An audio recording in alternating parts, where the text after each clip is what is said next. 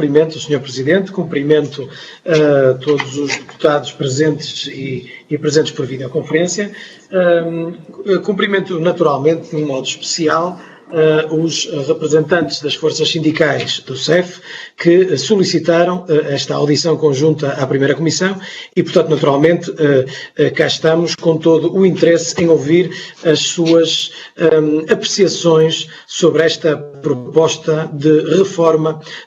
que nos é apresentada relativamente ao CEF. Há um primeiro ponto que eu não posso deixar de dizer, que aliás foi já referido, é que nós podemos, não está ainda entregue no Parlamento o decreto-lei, ou a proposta de decreto-lei pelo Governo, o que significa que não há conhecimento específico sobre as matérias que estão a ser objeto desta proposta de reforma, para além daquilo que ouvimos nesta mesma audição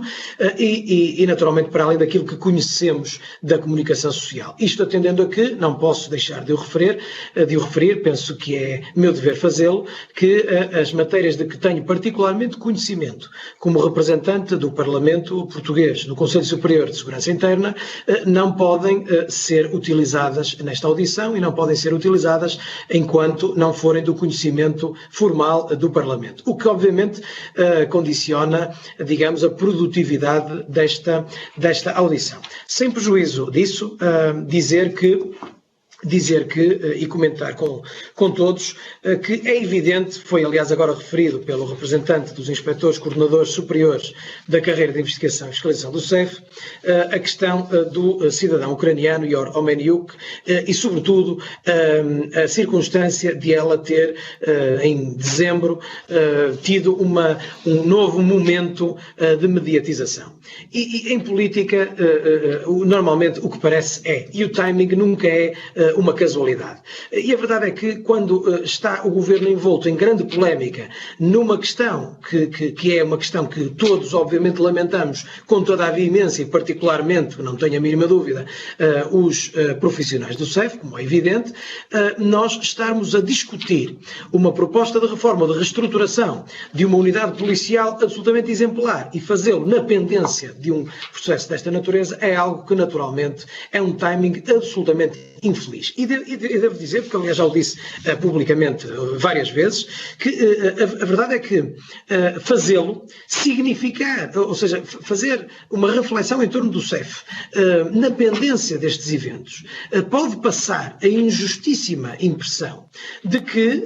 o que sucedeu com o Yor Omeniuk não resultou de uma casualidade, mas sim de uma prática institucionalizada. E como é evidente, nenhum de nós, nenhum dos partidos que estão aqui presentes, nem o próprio Governo, enfim, ninguém quer admitir que isto seja assim. E, portanto, não querendo admitir que isto seja assim, o timing é marcadamente infeliz. Porque, objetivamente, não se fazem reformas em cima de eventos episódicos e não se reestrutura toda uma força policial por razões que são exógenas à sua necessidade de reestruturação. Houve aqui muitos contributos importantes relativamente a essa eventual necessidade de reestruturação, mas que nada têm a ver com este episódio. Mas a verdade é que o episódio em si passou por várias das intervenções que acabamos de ouvir, até pela intervenção da senhora deputada do Partido Socialista, o que significa que é uma coincidência desnecessária e não deveríamos, obviamente, estar a fazê-lo neste âmbito. Em termos substantivos, há evidentemente, isto é público, uma separação orgânica que está a ser proposta entre aquilo que são funções policiais e funções administrativas. É assim que tem sido dito publicamente. Eu penso, devo dizê-lo, penso que tem sido dito publicamente e de alguma forma grosseiramente, porque dizer ou catalogar como funções administrativas, funções de tratamento documental, funções de representação do Estado português, nomeadamente quer no que respeita ao acervo Schengen, quer na Frontex, como foi dito por vários representantes das forças sindicais que acabamos de ouvir. E enfim, e sobretudo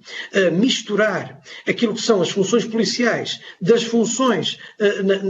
específicas específicas no âmbito migratório, e foi agora bem referido pelo representante, pelo Sr. Jorge Portas, quando referiu a antiga designação de serviços estrangeiros e depois de ter sido adicionado a competência, ou a designação e a competência de fronteiras, estamos a falar num emaranhado,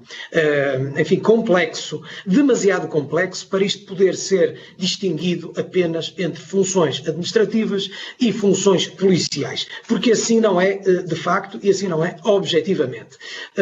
Aquilo que é importante referir-se também aqui é que, enfim, não se percebeu até o dia de hoje, e nós não temos ainda aqui no Parlamento documento que o esclareça, qual é o motivo pelo qual se avança com esta necessidade de reforma. Ou seja, o Governo não teve até hoje, publicamente, o cuidado de justificar porque é que pretende mudar a estrutura do SEF, quais são as razões pelas quais se sentiu essa necessidade, quais são os ganhos para o país e em concreto para o sistema de segurança interna em se fazer esta alteração. E é preciso perceber se isto é em concreto para se poder refletir sobre as propostas específicas que nos são apresentadas. Agora, a verdade é que o PSD, e também já o manifestamos publicamente, não será favorável a uma proposta que revele o desmantelamento de uma força policial numa divisão simplória, ou enfim, vamos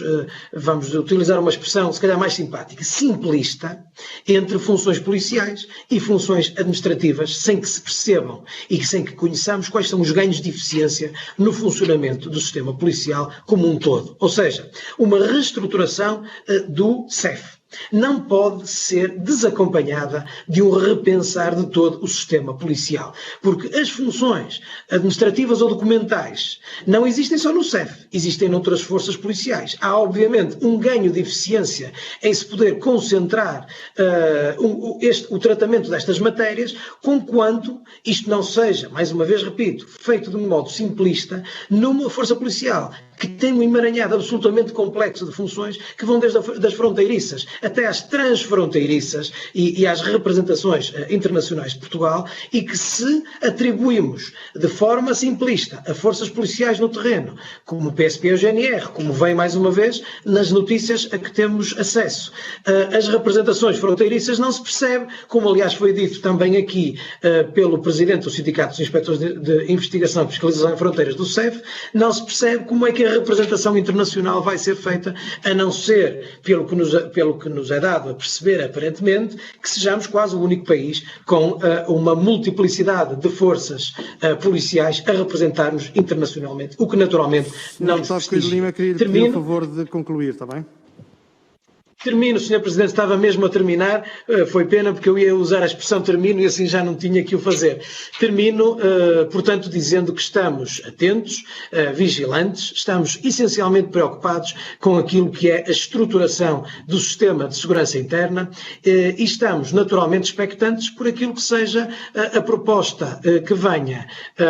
para ser apreciada em termos parlamentares, para então nos podermos pronunciar com maior conhecimento de causa. Muito obrigado.